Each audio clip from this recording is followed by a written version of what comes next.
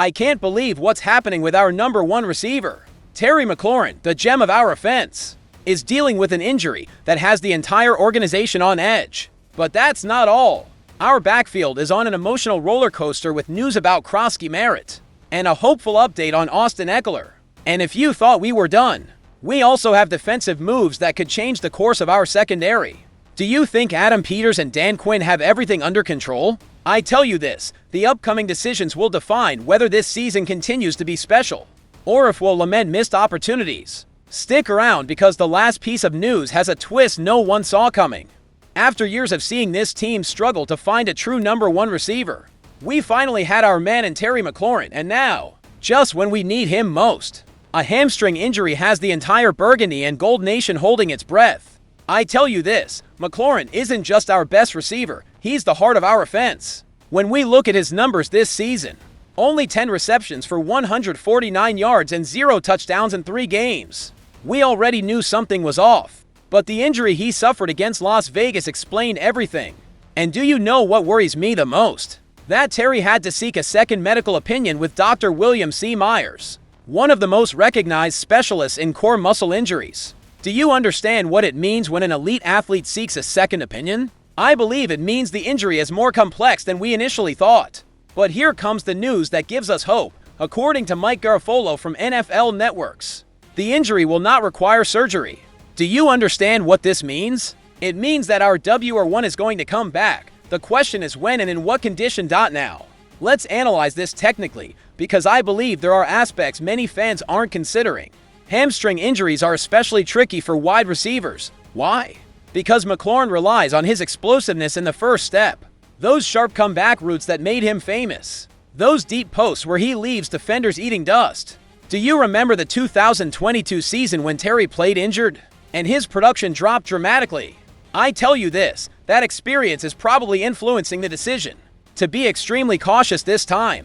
Dan Quinn and the medical staff know it's better to have Terry at 100% in October and November than to risk him now and lose him when it really matters. But do you know what worries me more than the injury itself? The depth in the wide receiver room. With Noah Brown also questionable due to his own injury, we're looking at a scenario where Jaden Daniels will have to work with Luke McCaffrey, Deebo Samuel, Chris Moore, and rookie Jalen Lane as his main targets. I believe this is going to be a trial by fire for Cliff Kingsbury.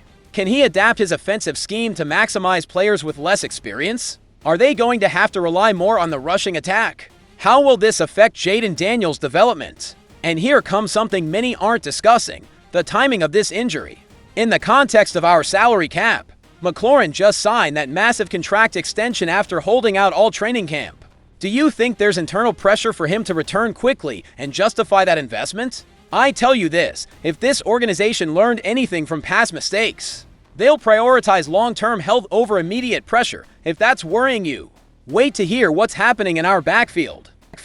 When we think about all we've suffered with injuries in the backfield this season, the current situation brings back memories we'd rather forget. But it also shows the resilience this new generation of commanders is building. Jakery Kroski Merritt, that 7th-round rookie who stole our hearts with his relentless determination, appeared on the injury report this week with knee discomfort. I tell you this, after losing Brian Robinson Jr. in the trade with San Francisco and with Austin Eckler out for the rest of the season, Kroski Merritt has become an essential piece. Did you see how this kid went from being the 245th draft pick to becoming a fan favorite in record time? His mentality, his drive, his ability to seize every opportunity, that's pure Burgundy and Gold DNA. But do you know what impresses me more? The way he's absorbed Kingsbury's playbook and adapted to different defensive packages. Let's analyze the numbers because they're important. Kroski Merritt has averaged 4.2 yards per carry in his limited opportunities. But more importantly, he's shown versatility coming out of the backfield and passing downs. Do you remember that Will Root against the Raiders where he almost scored? That is what we need from a modern back. The good news is that Jeremy Fowler from ESPN reported that Kroski Merritt's discomfort is precautionary. The rookie felt sore after Monday's game against the Raiders, but has improved since then. And do you know why this reassures me? Because we finally have an organization that won't risk their players' health for a single week. But let's talk about the elephant in the room, Austin Eckler, our veteran running back, who was supposed to be the piece that completed our offensive puzzle. suffered that devastating Achilles injury against Green Bay that ended his season. I believe the update Ekeler shared on Instagram this week shows the type of professional he is. Despite not being able to do intense exercises for 14 days, being on a scooter to move around, and having restrictions on sweating due to infection risk, the man is doing 50 curls and 50 shoulder presses every hour to keep his body active. Do you see that type of dedication? That is what separates elite professionals from the rest. Ekeler clearly said he won't just sit during his rehab. And that mentality is exactly what we need permeating throughout this organization. But now I ask you this, how does Ekeler's absence affect our offensive scheme? Because we're not just talking about rushing yards. Ekeler was our back specialist on third downs, our safety valve for Jaden Daniels when plays broke down, our weapon in 2-minute drills. Now we have to rely on a combination of Jeremy McNichols, Chris Rodriguez Jr., and the newly signed Chase Edmonds from the practice squad. Do you think this combination can replicate what Ekeler gave us? I tell you this, it's going to require creativity from Kingsbury and adaptability from Daniels. Let's analyze what each of these backs can contribute. McNichols has league experience and good hands. Rodriguez Jr. has the power running we need in short yardage situations, and Edmonds, when ready, can give us that explosiveness we lost with Ekeler. But do you know what I like about all this? Against the Raiders, without Ekeler, we managed for 100 offensive yards and 34 points. Do you think that was a coincidence? I tell you it wasn't. It was the result of a coaching staff that adapts, of players rising to the occasion, and of an organization that finally has real depth. The trade of Brian Robinson Jr. to San Francisco, which at the time seemed controversial, now looks like a smart decision. Peters knew we needed salary cap space and trusted he had the depth to handle injuries. Is that the difference between a planning organization and one that reacts, right? But that's nothing compared to the defensive move no one saw coming. And when you thought we were done with the news, Adam Peters makes another move that shows why he's one of the best general managers in the league. Signing Darnell Savage isn't just adding depth. It's a statement of intent that could transform our secondary. Savage comes from being released by Jacksonville after just 2 games. And you know what that means. He comes with a chip on his shoulder the size of FedEx Field. I believe there's nothing more dangerous in this league than a talented veteran who feels they have something to prove. And do you know what I love about this signing? Savage isn't just any safety. We're talking about a former first-round pick from the 2019 draft, who came out of Maryland, our own local university. 5 seasons with Green Bay under Joe Barry's tutelage, 354 tackles in his career, 39 defended passes, 10 interceptions. These aren't numbers of an average player. But let's dig deeper into what Savage can truly bring to our defense scheme under Dan Quinn. Do you remember the problems we had in coverage last year? How many times did we see tight ends running free across the middle of the field? Because we didn't have a safety with the range and football IQ to cover those areas. Savage, during his time in Green Bay, showed exactly that versatility that Quinn loves in his safeties. He can play single high, drop to the box and run support, match tight ends in the slot. Is that versatility what we needed to complete the defensive puzzle Quinn is assembling? I tell you this, when we analyze the context of why Jacksonville released him after just 2 games, it wasn't for lack of talent. It was because Doug Peterson and his staff had a different vision for their defense, and Savage didn't fit their plans.